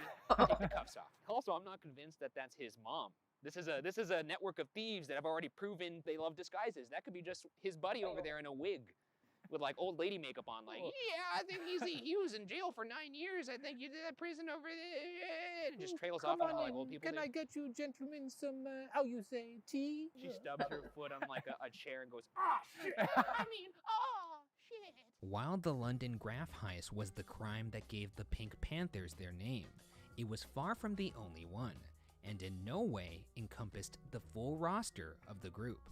According to Jeweler magazine, as of 2019, they'd stolen nearly $1 billion worth of goods across 35 countries. Let's look at a small sampling of their work. In 2001, a group robbed a jewelry store in the coastal town of Biarritz, France. Speaking to their thoroughness for planning jobs, to deter any possible witnesses, prior to the heist, the men painted a bench outside the store so no one would happen to sit there with a front row seat of the heist. In 2002, a group stole the Millennium Necklace, worth $1 million from the Venetian Casino in Las Vegas. A Millennium Necklace? That sounds... I told you, shiny. this is an impressive list of things they have stolen. That sounds good. $1 million for a necklace, and it's called the Millennium Necklace. You're asking for it, right? If you call it the Millennium Necklace, call it the dog shit diamond. No one's stealing that. In 2003, another group of Panthers made off with $14 million of jewels from Chopard in Paris. In March 2004, two Serbian men in wigs stole the Contesta Vendome necklace, which featured a 125-carat diamond from a store in Tokyo. Wow. In Saint-Tropez in 2005, a group of Panthers in wigs and flower print shirts robbed a jewelry store and escaped via a waiting speedboat. Also in 2005, a group in Amsterdam dressed as airport workers transferred 75 million euros of jewelry to a waiting plane. In 2007, the Pink Panthers robbed the Harry Winston boutique in Paris with guns. The next year, they robbed the same store, dressed as women. Combined, the two thefts resulted in 76 million pounds of lost jewelry. They sure do love their wigs in this group. A wig-heavy crew. If I were hiring robbers and I was like this big boss and I was looking through resumes, this one's jumping out from the pile, no? Oh, big time. It makes me wish that more teams like this could assemble and we could follow them like sports. Yeah, like stats, like fantasy robbery Yeah. or something. Yeah. Indeed, it seems the Panthers have no qualms whatsoever about targeting a store they've already robbed. In 2009, they stole 43 pieces worth 40 million pounds from the same Graff store in London that they hit in 2003, the heist that gave them their name. What do you think about robbing the same store twice? I think it's very funny. Kind of a fool me once thing, right? I think it's very funny. Do you think at that point it's on the store? Oh, Like, yeah. like you didn't learn your lesson the first time, maybe Oh, up you're the painting security? the bench again. Oh, darn it! While jewelry has been a specialty of the Pink Panthers, it is not the only luxury item they've targeted. In 2008, the group pulled off the largest art heist in European history, stealing a Monet, a Van Gogh, a Degas, and a Cézanne, in total valued at over 145 million from a gallery in Zurich. With so many big money heists to choose from, some theorize the collective's most infamous robbery took place in 2016, stealing an estimated $5.6 million worth of jewelry in Paris from one Kimberly Kardashian, including her 20-carat diamond engagement ring from Kanye West. They weren't the ones who were like violent with her, right? I think they were. Yeah. Oh, I can't support them then. Then never mind, I rescind. They were mean to her. These are bad people. They're criminals. Well, but some criminals are fun, and I thought they were fun criminals. They have guns. What did you think was Thought they inside were the guns, fun silly criminals. putty? All right, Give me all your jewels. Okay, I don't support these criminals Eat anymore. Nerf balls, I dork. do respect their sense of whimsy when it comes to wigs. I say that it's only theorized that the Pink Panthers held up Kim Kardashian because, frankly, despite their long list of crimes, of which we've only discussed a few, not much is known about the group, who their leaders are, where they take the jewels, how they've organized, even how many people are in the group are all unknown. Here's what I would do if they robbed me. I'd say, where do you take the jewels? And then it'd be a fun, hot little tip for the newspaper. They'd be like, well, I asked them. So you're just gonna be like, They put them in a desk somewhere. yeah, take it, but where are you taking it? Yeah, go on, take it. By the way, where do you take the jewels? I mean, give me a little something on the back end here so I could sell this to the papers. Even the name, the Pink Panthers, is a moniker given to them by the media, not the group itself. Whenever a crime is committed, if it sounds like someone fitting a description of a Pink Panther, it's chalked up to the PP Posse, a name I have coined for the group just now. The PP Posse. That's funny. You don't like that, PP Posse? Yeah, I love it. PP Posse. If I was named the PP Posse, I'd be pretty pissed off. While there's no shortage of detectives and police agencies working to track them down, as we've mentioned, there's not much confirmed information about the group. One Belgian detective, André Notre Dame, believes the Panther operation is made up of 20 to 30 experienced thieves, along with dozens of facilitators in cities throughout Europe providing logistical assistance, such as obtaining hotel rooms, cars, and weapons. It does seem to be that the group employs the same strategy in many cases, one they used at 152 different jewelry stores between 2002 and 2010. One well-dressed man enters the store, propping open the security door. Other associates follow through the propped door, and using hammers and pickaxes, break open display cases and stuff the jewelry into backpacks. They then leave in an older model, often stolen car. You would think that a group of very experienced thieves would have some kind of elaborate scheme that they employ every place they go, and it's like, no, we're just gonna walk in and smash your shit up with hammers. The nature of this group, I think, speaks to the idea that maybe they're doing it for love of the game. This sounds like it's the most proficient, capable thieves in all of Europe just banding together to be like, let's have a little fun up there, huh? Were you not expecting more like the shimmy down the air duct and then Yeah. rappel down like Tom Cruise in Mission Impossible? I mean, but they're clearly capable of more because they did a Vegas heist, they stole some art.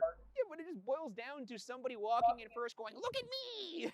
And then everyone looks at them and then people go behind them and smash Effective. glasses. That was Oh effective. my It's god. not very inventive, but it works. Razzle God dazzle. damn it if it's not effective. When that strategy won't do, the Panthers will occasionally use a tactic known as vol au bélier, which is basically smashing a storefront window for easy entry and exit of the store. In 2007, and you can find full footage of this elsewhere on YouTube, the Panthers drove 2 Audis through the doors of the Wafi Mall in Dubai, and then into the doors of the Graf store. 3 masked men ran into the store, grabbed $3.4 million in jewelry, and escaped in the getaway cars. While their strategies are brazen and what jewel heists aren't, they are not flawless.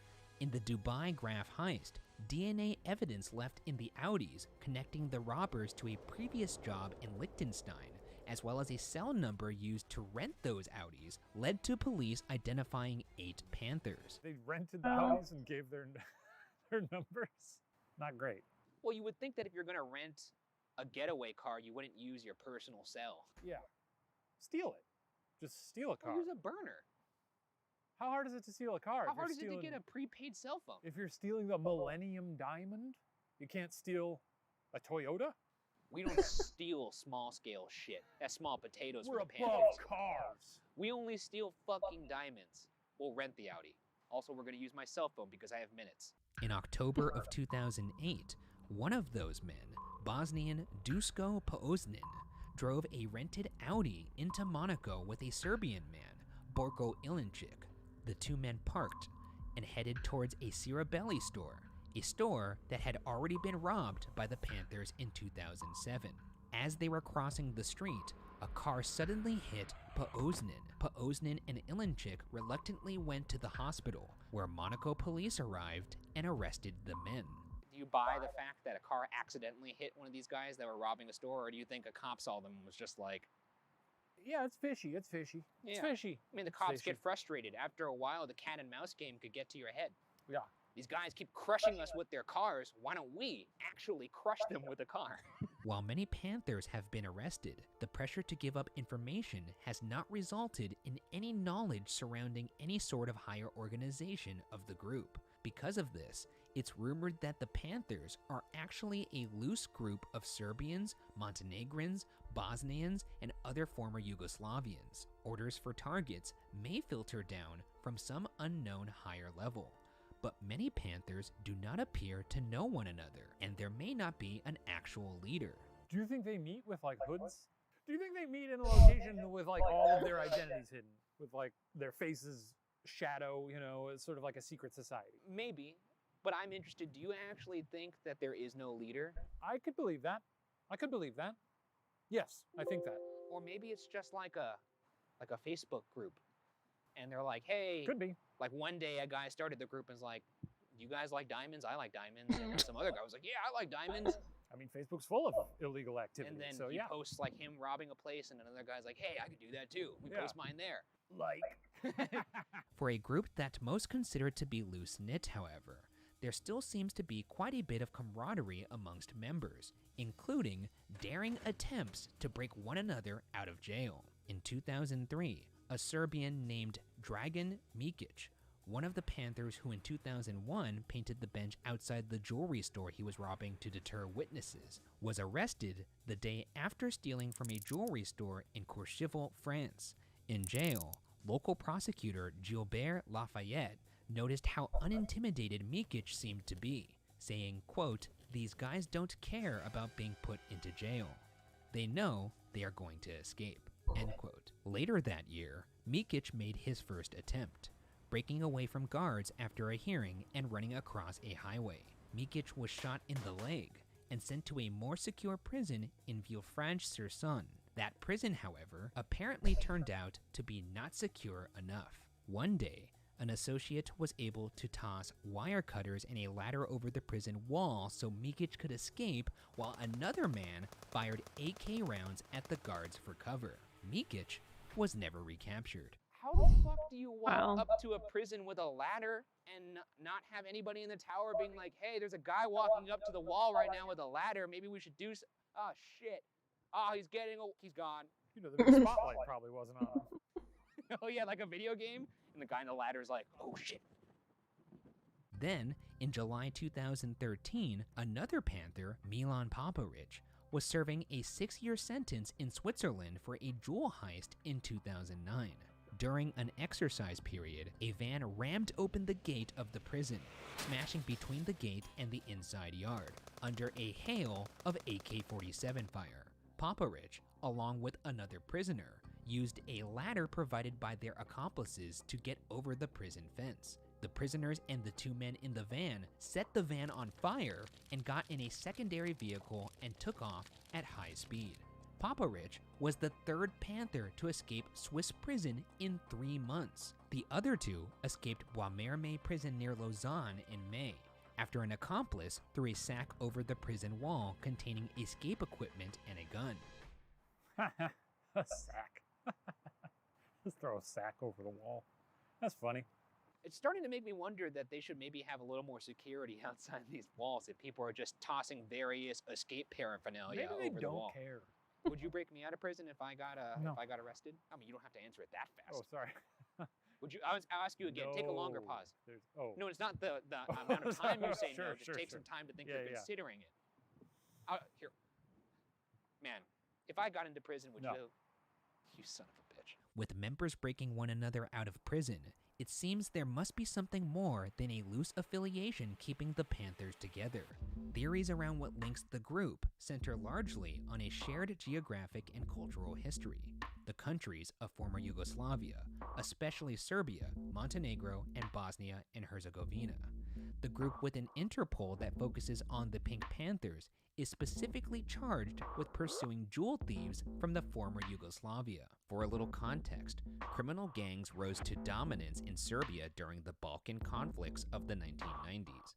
During this time, many in the region developed an animosity towards the European Union, who they viewed as failing to halt the bloodshed and corruption that was ravaging the region, while also denying immigration requests from Balkan citizens. Essentially, the former Yugoslavians felt like none of the wealthy Western Europeans cared about their plight. As a result, it's possible to look at the heists through the lens of angry former Yugoslavians who steal from Western Europe and theoretically bring the money back east. The Robin Hood complex. I thought you'd appreciate that. I'm a big fan of punching up.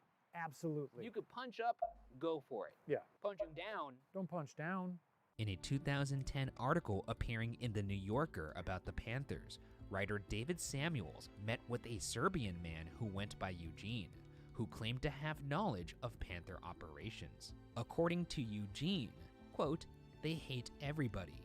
They hate Germany, the Vatican, the USA, their own governments. They're junkies who hate. You get a call from a guy, you meet 10 other guys, and you get paid. Some are cousins, some are good friends. All of them will be in prison in 5 or 10 years." End quote. Would you heist with your pals? Would I heist with my pals? Answer carefully. You might hurt someone's feelings. Big time. Big time, yeah. I would. I trust him with my life. Which ones? Ah. I'm just thinking of all my funny friends. I miss them. They're all in Chicago, you know. Nobody local that you would do a heist with? I'd probably heist with Sarah. Yeah. Fine. Yeah. I mean, I wouldn't heist with you.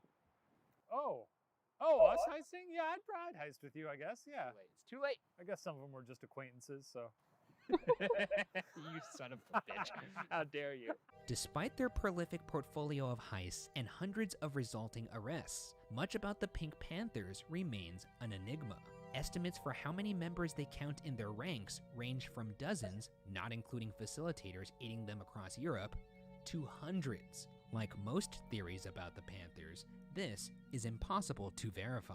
Who is in charge of the group and who orders the heists continues to be a mystery. Where stolen items are hidden or how they are laundered is largely unknown, as well as if there exists any sort of Pink Panther headquarters. What is known, however, is that the group is anything but inactive. In 2018 alone, in 3 separate heists, the Pink Panthers stole approximately $2.3 million worth of jewelry from a Christie's exhibition in Venice, treasures from the Swedish monarchy from a cathedral, and a tiara from a British manor house. So, if you have a bunch of expensive jewelry stashed away someplace, you might want to make sure it's secure, because amongst the many mysteries surrounding the group, one stands out. Where the Pink Panthers will strike next remains unsolved.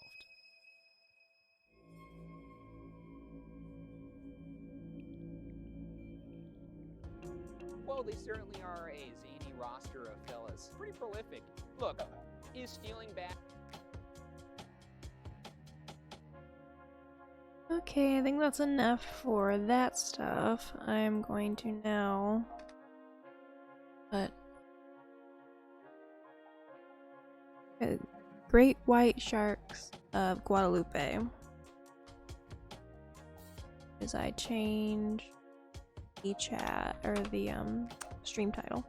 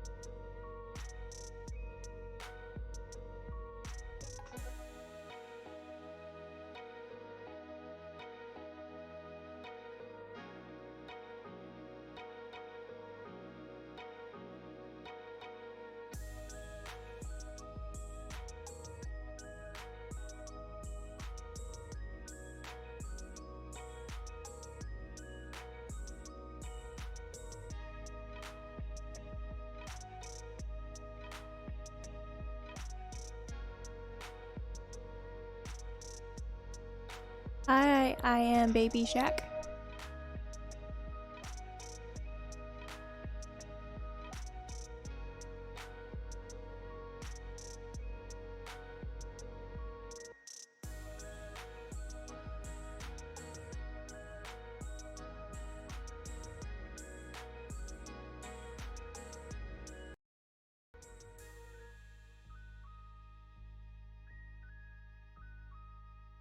Yeah, I get that. Myself, my anxiety is like your friends. It's so bad that, you know, don't have friends all the time and hard on relationships. And yeah, I shut myself off too, so I get it. That's part of the reason why I'm doing this. I just started this month, and yeah, I do that, so I'm trying to like break myself out a little bit.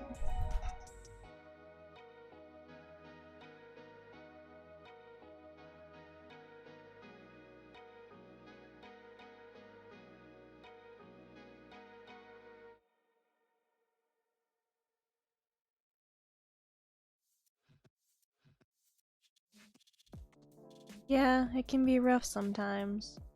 It really can. It's nice to know that you have people though that won't give up on you, so that's nice that you would do that for him.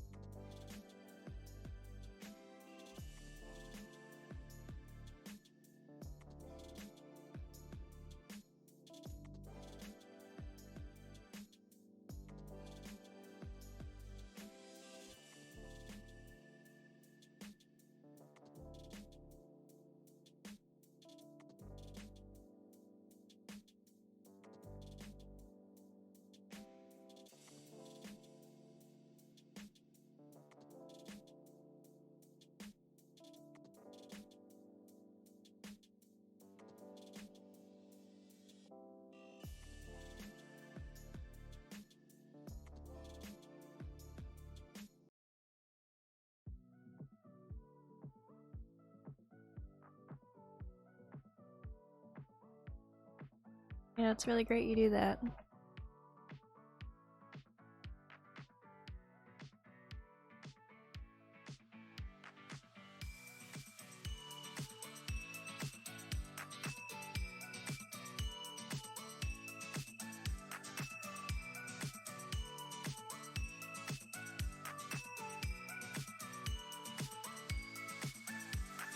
I'm doing pretty good today.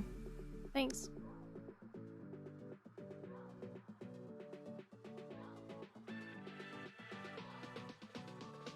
Aw, thanks for the follow.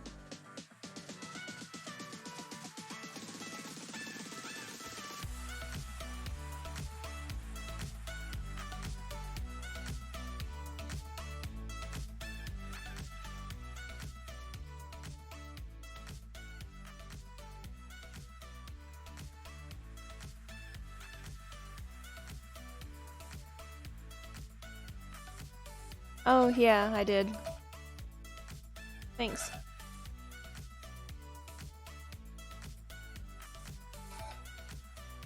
I couldn't find anything pre-made I liked, so I just made it myself.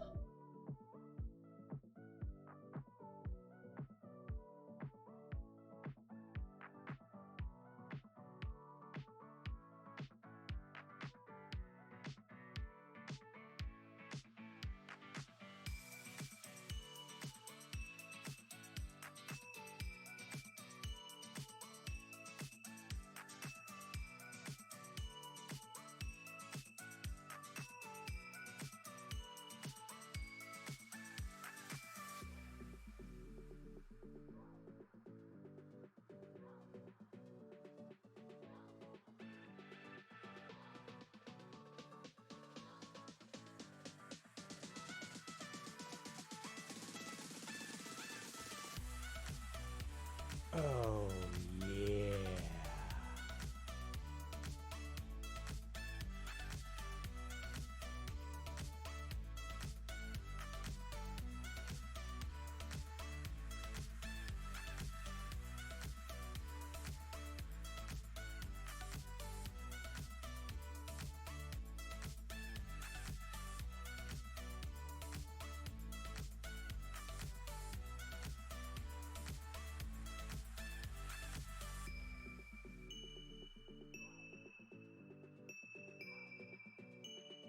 So again, everybody, I am streaming this month for the American Foundation for Suicide Prevention. I'm gonna read their mission statement. I kind of, with anxiety and possibly undiagnosed ADHD, according to TikTok and other things of that sort, I kind of dabble in a lot of stuff, so for a time, yeah, I was into graphic design. The mission statement for the American Foundation of Suicide Prevention is to save lives and bring hope to those affected by suicide. They are a voluntary health organization that gives those affected by suicide a nationwide community empowered by research, education, and advocacy to take action against this leading cause of death. Their calls to action include having an honest conversation, knowing that you're not alone, that it is preventable, to create a culture that's smart about mental health. They also are the largest private suicide prevention organization in the United States, chapters in all 50 states, and programs and nationwide events. They're grounded in science and offer many programs that promote suicide prevention, awareness, education, and loss support. They are the largest private funder of suicide prevention research, and their investment in research has helped shape the field to answer the most important questions about suicide and how to prevent it. They also have rallied volunteers at state, federal, and local levels to advocate for policies that reduce suicide and improve mental health services. They have the bold goal to reduce the annual suicide rate by 20% in the US by the year 2025. That's tens of thousands of lives that will be saved.